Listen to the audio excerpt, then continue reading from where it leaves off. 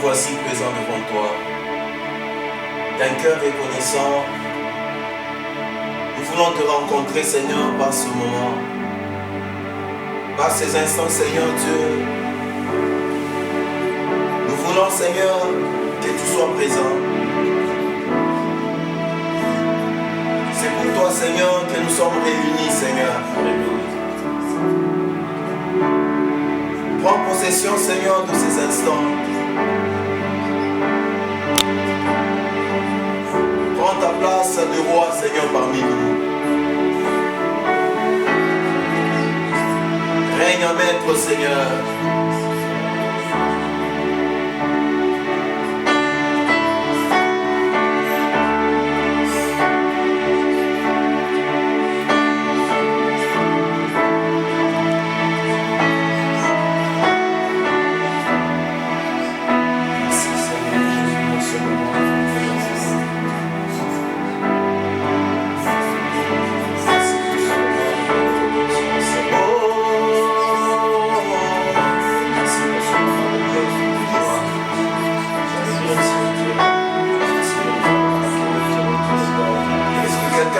Seigneur, j'ai besoin de toi.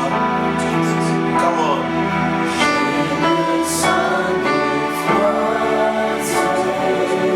Nous avons besoin du Seigneur.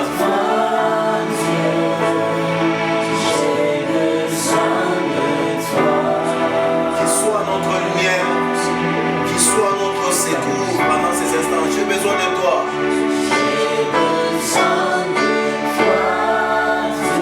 Élève ta voix en demandant la présence du Seigneur.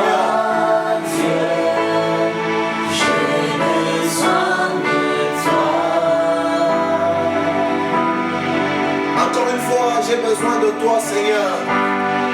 J'ai besoin de toi, Dieu. De toi, Dieu.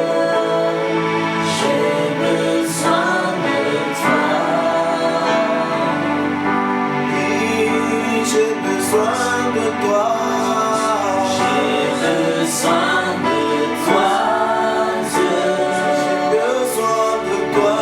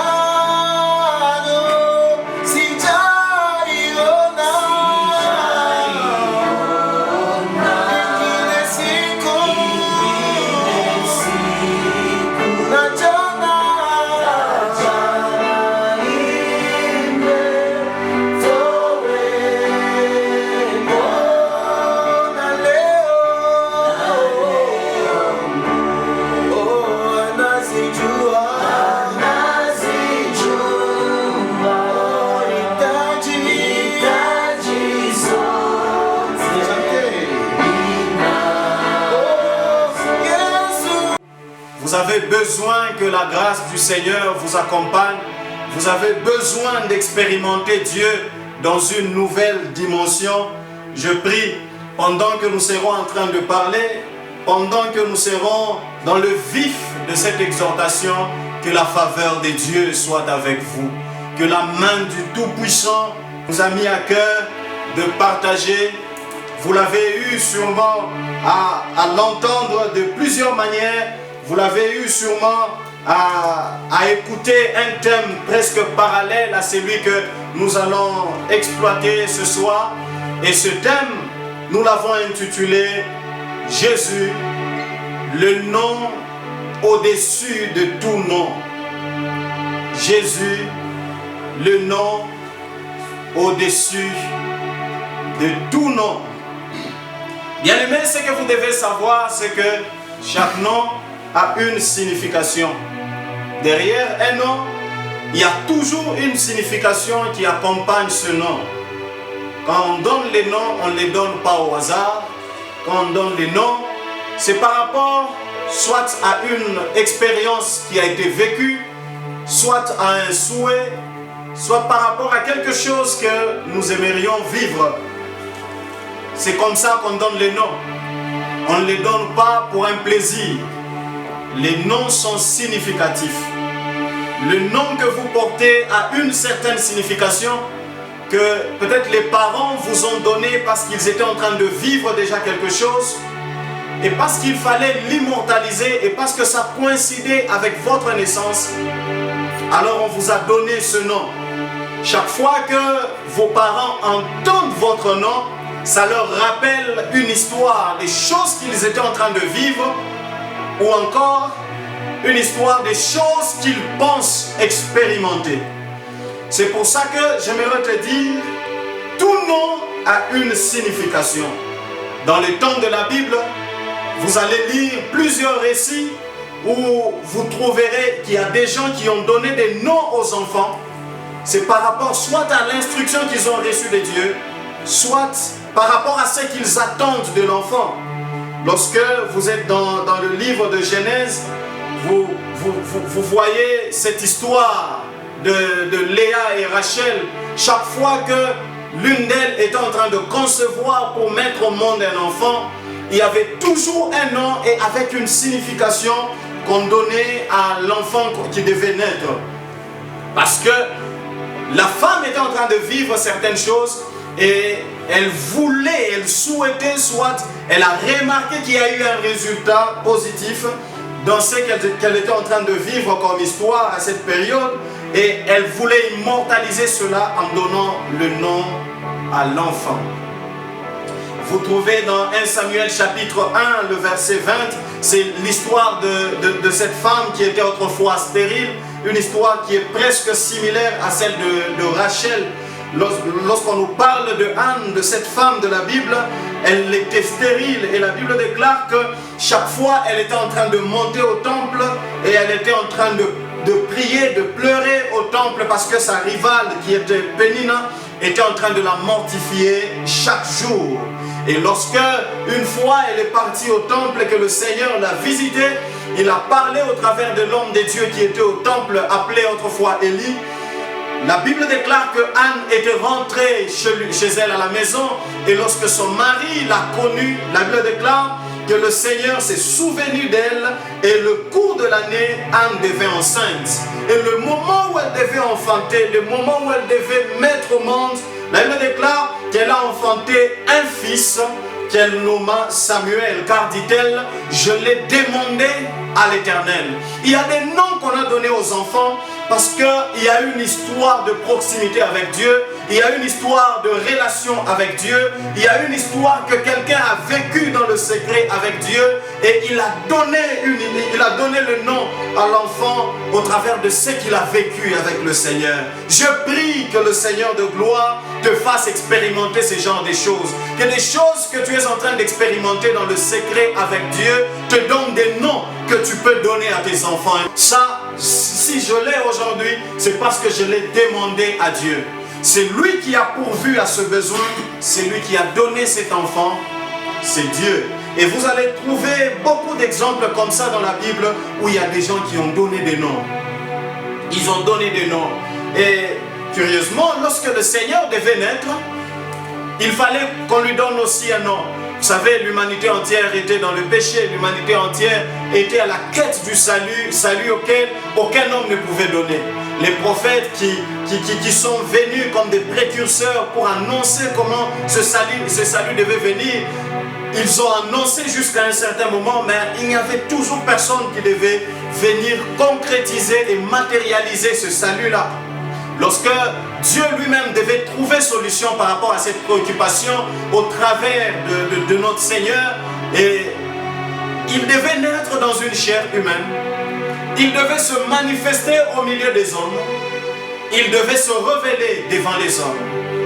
Comment Dieu est esprit, alors comment est-ce qu'il va faire pour vivre au milieu des hommes? Et lorsqu'il devait vivre au milieu des hommes, et curieusement, le nom qu'on lui a donné était Jésus. J'aimerais ouvrir une parenthèse sur ce nom.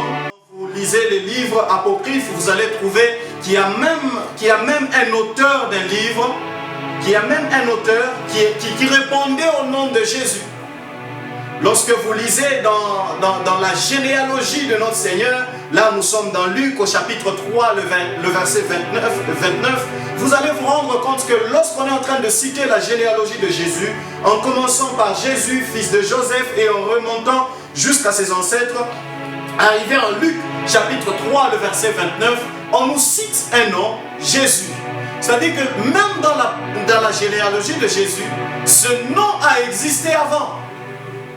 Ce nom a existé avant, souvenez-vous de ce que je viens de vous dire. On était en train de donner les noms aux gens parce que on était en train de souhaiter quelque chose, parce qu'on a vécu quelque chose et on devait l'immortaliser, ou par rapport peut-être à une expérience future, ou à la mission donnée. Donc derrière chaque nom, il y a une destinée qui est attachée. Derrière un nom qui est donné à un enfant, il y a toujours une destinée. Dans le temps de la Bible, vous allez comprendre que même quand vous lisez dans Colossiens au chapitre 4, le verset 11, on est en train de parler d'un certain Justus. Justus là était un surnom, mais le nom qu'il portait cet homme, il s'appelait aussi Jésus. Il s'appelait Jésus. Lorsque vous allez dans Actes des Apôtres au chapitre 13, le verset 6, on est en train de nous parler d'un magicien. Dans d'autres versions, on parle même d'Élimas, le magicien. Cet homme qui était un prophète, mais quand on parle de son nom, on dit qu'il s'appelait Bar Jésus. Dans le terme de la Bible, quand on parle de Bar, ça veut signifier, ce terme veut signifier fils. C'est un peu quand on parle de Bar Timée, fils de Timée. Bar veut signifier fils, et ici, Bar veut signifier fils de Jésus. Élimas, le magicien, il s'appelait aussi fils de Jésus. C'est comme si son père s'appelait Jésus. Et donc le nom de Jésus était un nom courant chez les Juifs qui était utilisé normalement parce que les Juifs, vous le savez dans leur histoire, ils attendaient toujours un Seigneur. Ils attendaient toujours un sauveur. Ils attendaient toujours celui qui devait venir les sauver. Et donc c'était normal pour eux d'avoir des enfants qui porteraient le nom qui pouvait signifier l'Éternel sauve. L'Éternel est notre salut. L'Éternel est celui qui peut nous sauver. Ainsi, le nom de Jésus n'a pas commencé avec notre Seigneur. C'est un nom qui a commencé avant lui. C'est un nom qui a existé même après lui. Il y a eu des gens qu'on a appelés Jésus.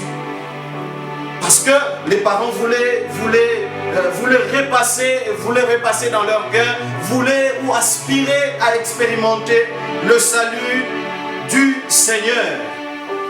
Lorsque l'ange a été envoyé à Joseph et à Marie pour attester la naissance de l'enfant, je bénis le Seigneur de ce que le Seigneur, quand il parle à un certain moment, il est en train de parler avec précision. Vous savez, nous les hommes, lorsque nous voulons interpréter les choses, lorsque nous voulons parler, nous avons besoin des indices. Nous avons besoin des signes précurseurs, des signes qui annoncent quand même que quelque part, il y a quelque chose que je peux facilement interpréter et je pose mon interprétation de par les signes que je suis en train de voir. Mais lorsque vous lisez la Bible, nous sommes dans Matthieu chapitre 1 de 21 à 22, vous allez comprendre que le Seigneur a envoyé son ange annoncer une instruction à Joseph. J'ai beaucoup aimé la précision avec laquelle le Seigneur est en train de parler. Il est écrit: quand il y pensait, ici on est en train de parler de Joseph, voici un ange du Seigneur lui apparut en songe et dit, Joseph, fils de David, ne crains pas de prendre avec toi Marie ta femme, car l'enfant qu'elle a conçu vient du Saint-Esprit. Le verset 21, elle enfantera un fils. Vous voyez, l'enfant n'est même pas encore né. On n'a même pas encore donné l'échographie, les résultats de l'échographie, que le Seigneur connaît déjà que la Vierge, la femme, va enfanter un fils. La femme enfantera un fils et tu lui donneras le nom de Jésus. Quelle était l'instruction du Seigneur? Très claire. Même avant que le Seigneur ne quitte le sein maternel, son nom était en train de l'attendre déjà. Son nom était en train de l'attendre déjà. On dit, maintenant pourquoi tu lui donneras le nom de Jésus? On dit ici, c'est lui qui sauvera son peuple de ses péchés. Et tout cela arriva afin que s'accomplisse ce que le Seigneur avait annoncé par le prophète. Vous savez, avant que le Seigneur ne vienne sur la terre physiquement, il y a eu des prophètes qui ont parlé. Des prophètes se sont mis à révéler les messages de Dieu. Ésaïe en a parlé au chapitre 7. Il a parlé en prophétisant, en donnant un signe au travers duquel on va reconnaître la venue du Seigneur. Ésaïe en a parlé. Et lorsque le Seigneur devait naître, il devait porter le nom de Jésus. Il devait porter le nom de Jésus parce que ça, c'était l'instruction que le Seigneur avait donnée très clairement. C'était une instruction indiscutable que les parents de l'enfant devaient suivre. J'aimerais te dire, avant que tu ne sois formé dans le ventre de ta mère, selon Jérémie chapitre 1, le verset 5, le Seigneur te connaissait déjà. Non seulement qu'il te connaissait, mais avant que tu ne sortes de son sein, il t'avait déjà consacré. Jésus, avant qu'il ne vienne sur cette terre, ce plan était déjà connu des dieux et il était déjà consacré pour cela. Ne t'étonne pas de ce que les gens sont en train de dire à cause de toi, ou à côté de toi, ou autour de toi. Ne t'étonne pas de ce que les gens disent dans ta famille te concernant. J'ai envie de te dire qu'avant que tu ne viennes sur cette terre, le Seigneur te connaissait déjà, Dieu te connaissait déjà, et il connaissait le nom au travers duquel tu serais appelé. Il connaissait le nom par lequel on devait commencer à t'appeler. Jésus est venu sur cette terre parce que Dieu avait besoin de se manifester devant les hommes. Dieu avait besoin de se révéler devant les hommes.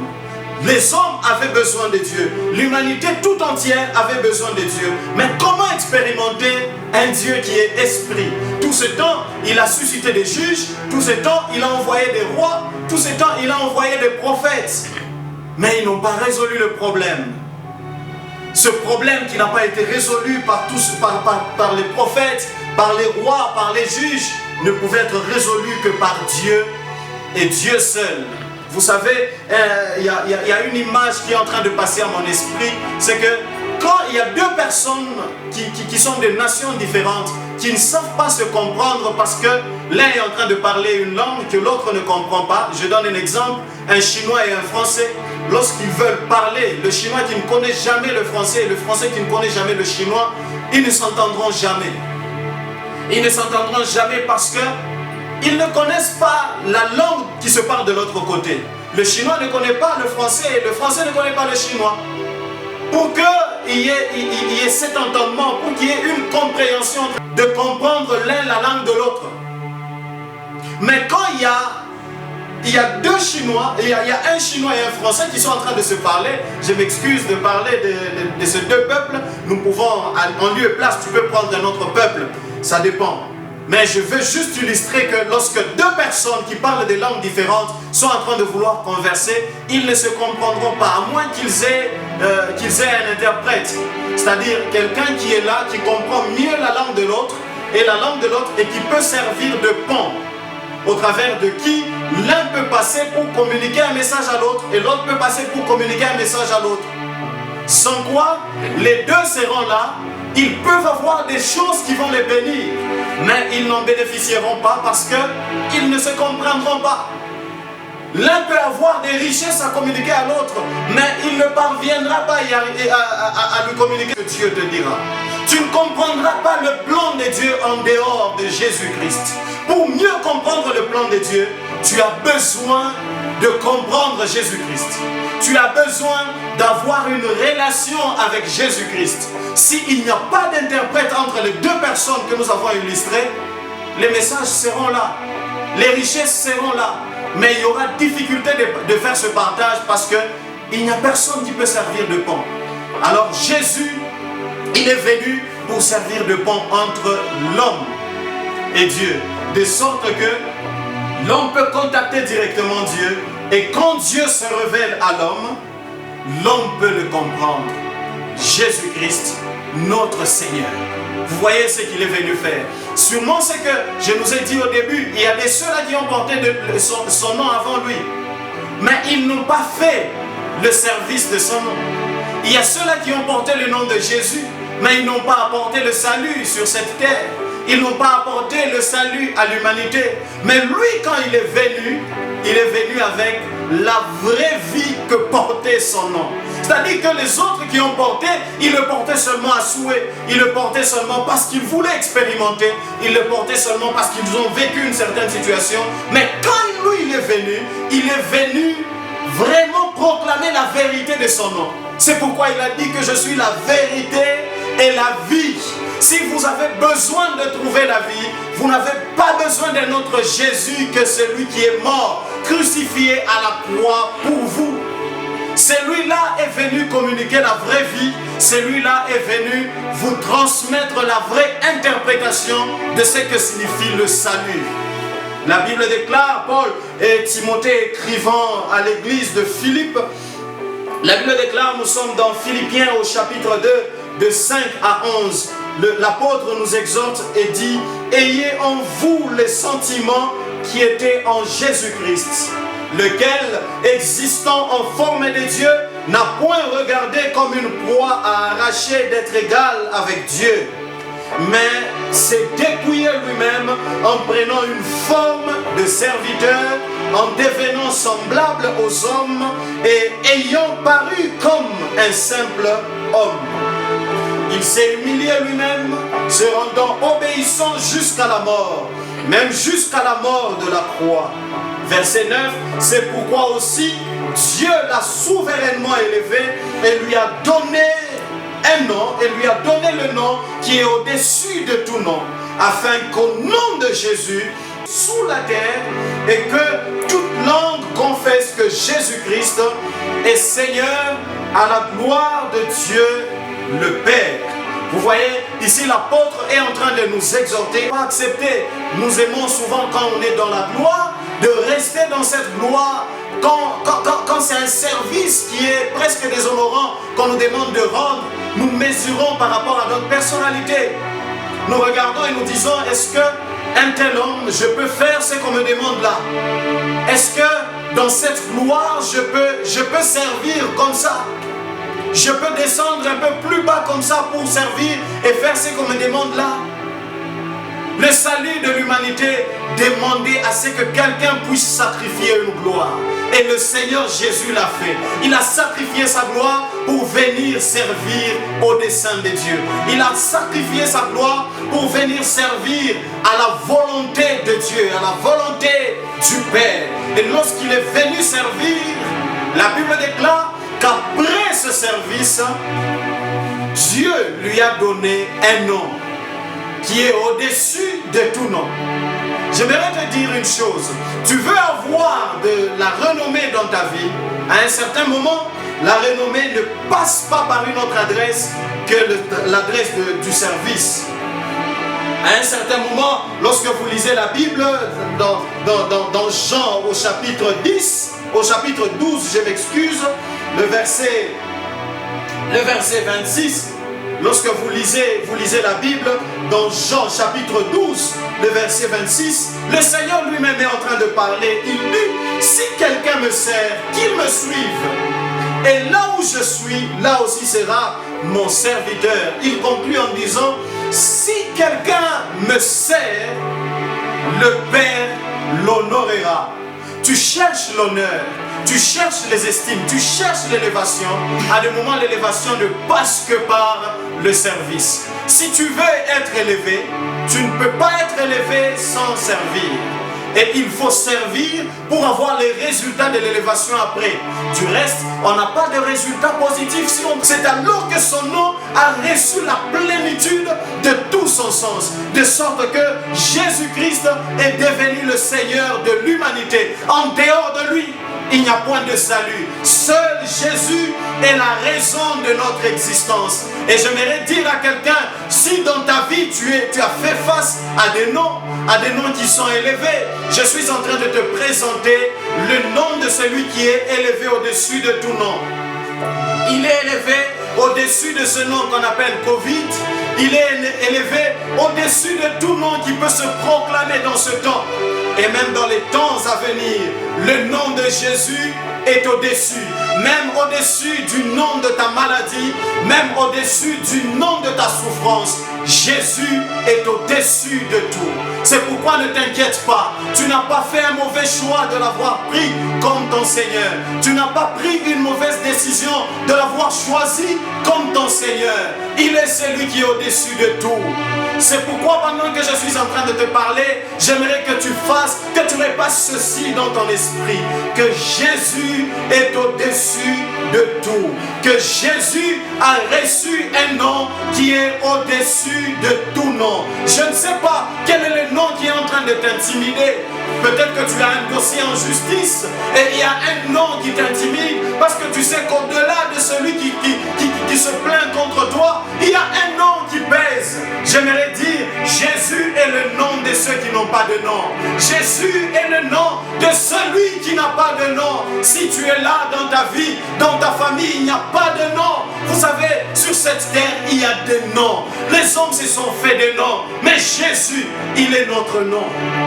Nous n'avons pas un autre. Mais si tu le confrontes au nom de Jésus, ton problème, connais ce que Jésus a fait à la croix. Et ton problème, c'est que Jésus a été souverainement élevé. Ton problème, c'est qu'il est le seul qui a donné sa vie pour que l'humanité entière soit sauvée. Jésus est le nom qui sauve le monde.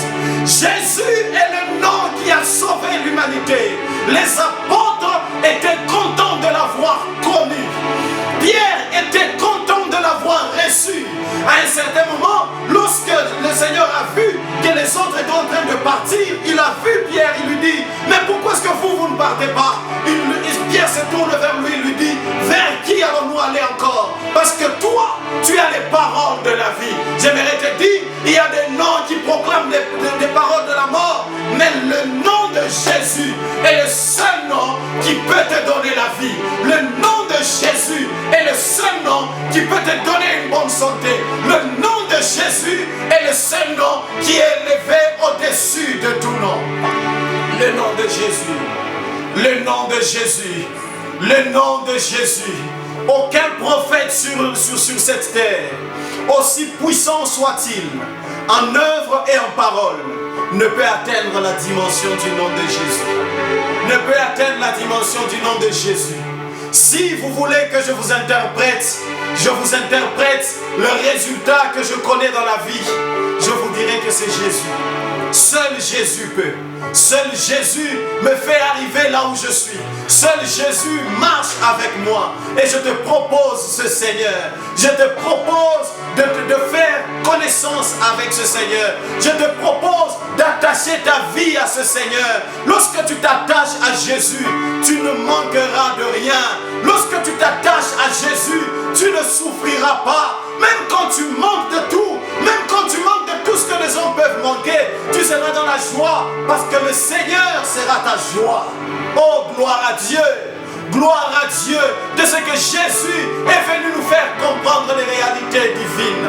Gloire à Dieu de ce que Jésus est venu nous interpréter Dieu. Sans Jésus, on ne connaît pas Dieu.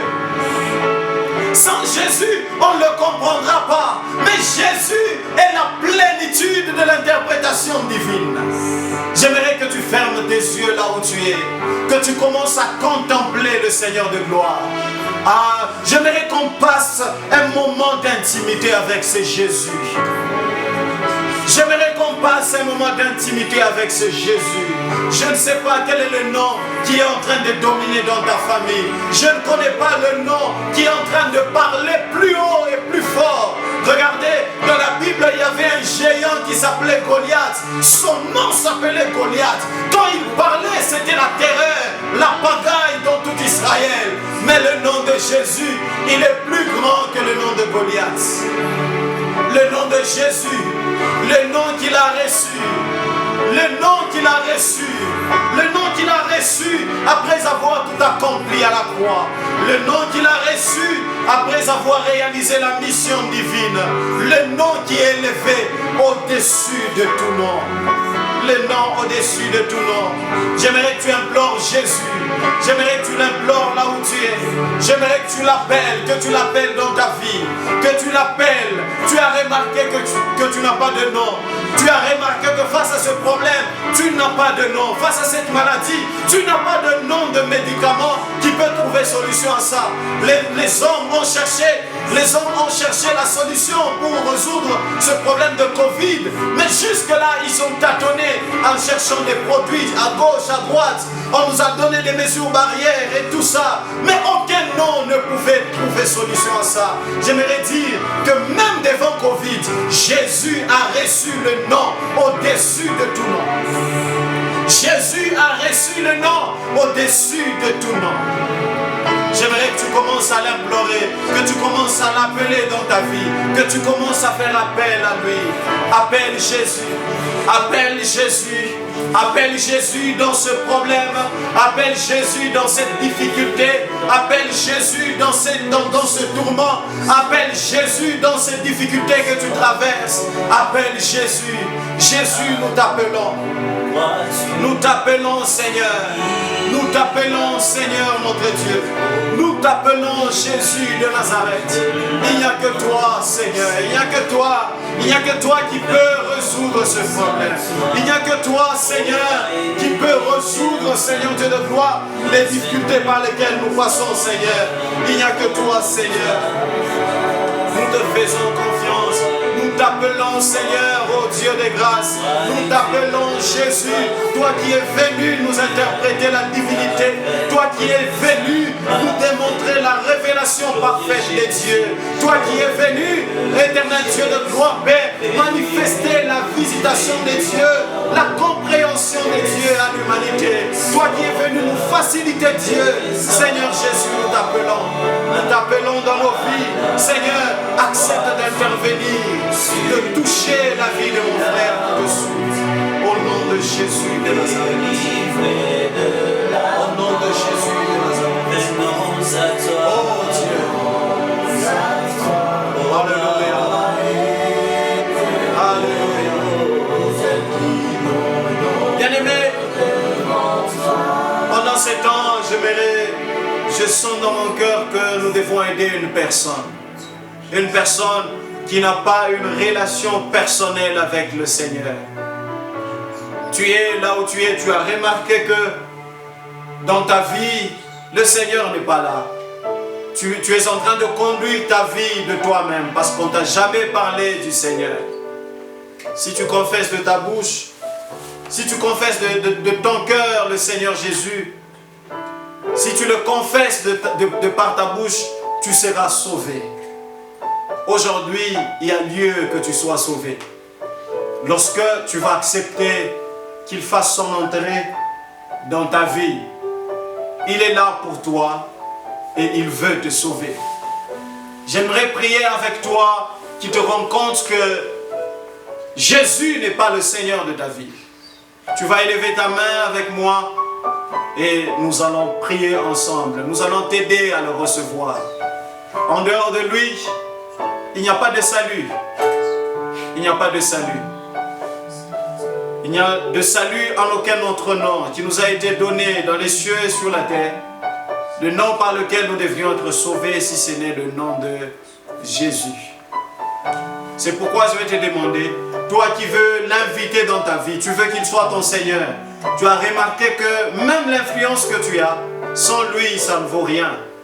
Ça n'a aucune valeur. Tu vas élever juste ta main et tu vas faire cette prière après moi. Seigneur Jésus, Ce soir, je reconnais que je dirige ma vie de moi-même et j'aimerais te donner la direction de ma vie. Je veux t'appartenir, Seigneur. Je veux être dirigé par toi. Je veux être conduit par toi. Je veux vivre par toi. Je veux vivre ma vie selon ce que toi tu prévois pour moi et marcher selon ce que toi tu veux. Je refuse de continuer à vivre dans le péché. Ce soir, je prends la décision de te donner ma vie. Prends-la et dirige-la. Tous les jours de ma vie, je veux rester à toi. Je veux t'appartenir. Au nom de Jésus.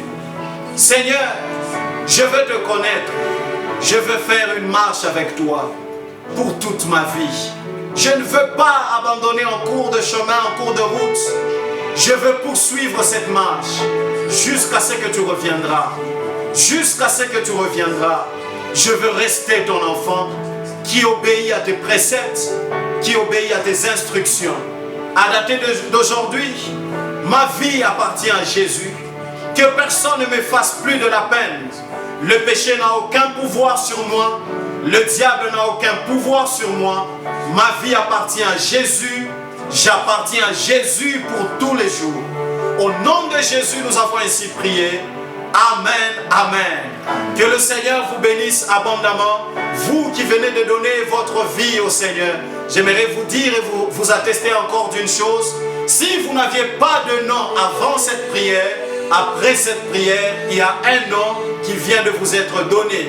Le nom de Jésus, devant lequel les démons tremblent, devant lequel la maladie tremble, devant lequel le diable tremble. J'aimerais qu'on commence à l'adorer pendant ces temps. Tu vas fermer tes yeux. Nous allons adorer le Seigneur ensemble avec l'équipe. Adorons le Seigneur.